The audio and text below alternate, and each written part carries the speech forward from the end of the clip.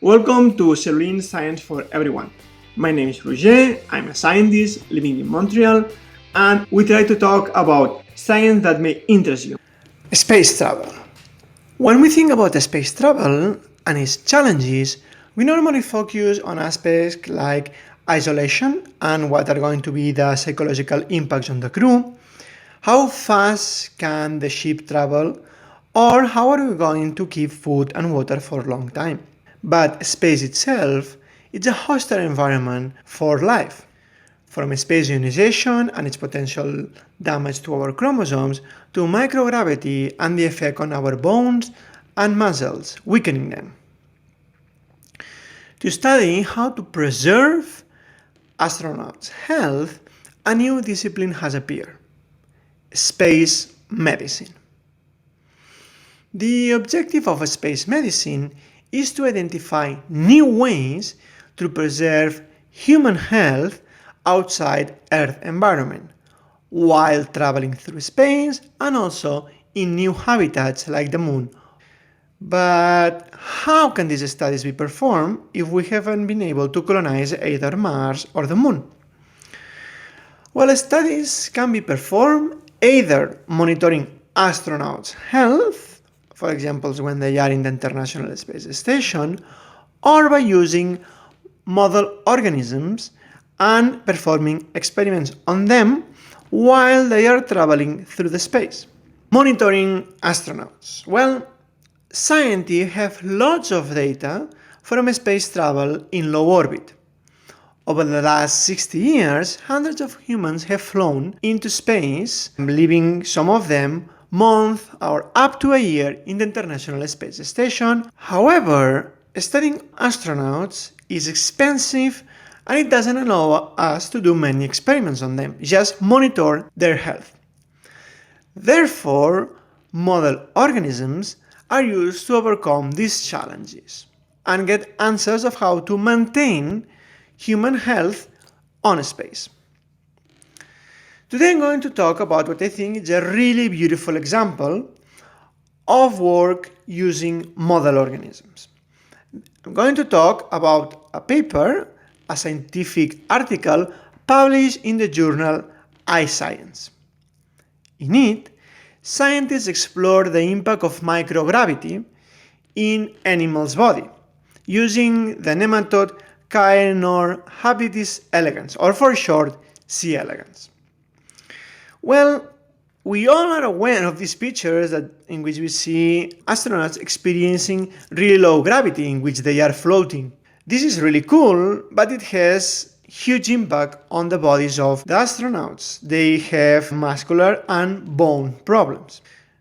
So, how can C. elegans be used to answer these questions? Well, C. elegans is a worm that has been vastly used for decades as a model organism to study human diseases ranging from Parkinson to mitochondrial diseases, as well as studying, for example, the immune system.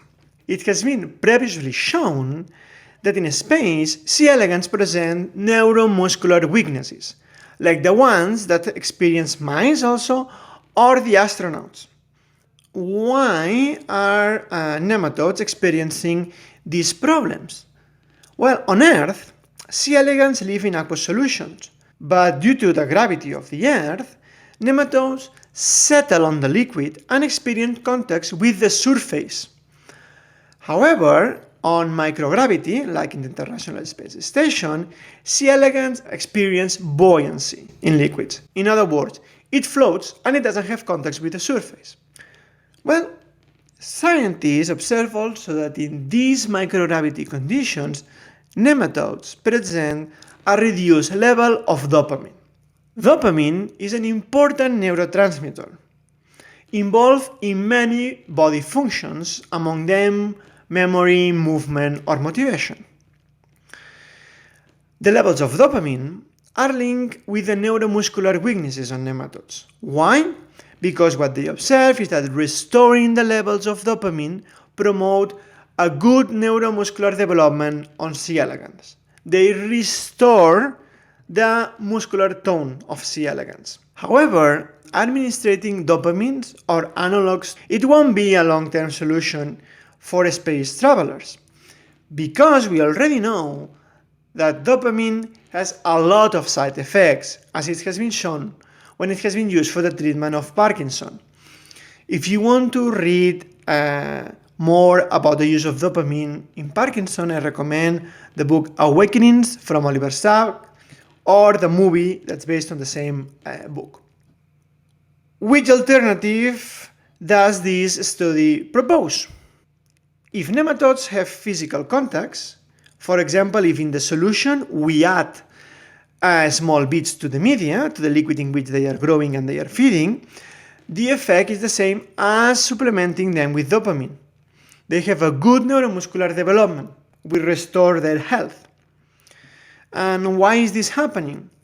Well, the random interactions between the worm and the beads may simulate the contact that the worm experiences when they settle on the liquid solutions on Earth, thanks to Earth gravity. So, a possible outcome proposed in the paper is that instead of supplementing the astronauts with dopamine, mechanical stimulation could combat the spaceflight-induced neuromuscular atrophy that is now clearly established. And this is just one of the many possible examples of how model organisms can help us to make space traveling safer for humans. For decades, model organisms have been used to help us to understand how our cells and our bodies work. Now, they can help us to break the last human frontier: space traveling. Thanks for watching. See you next time.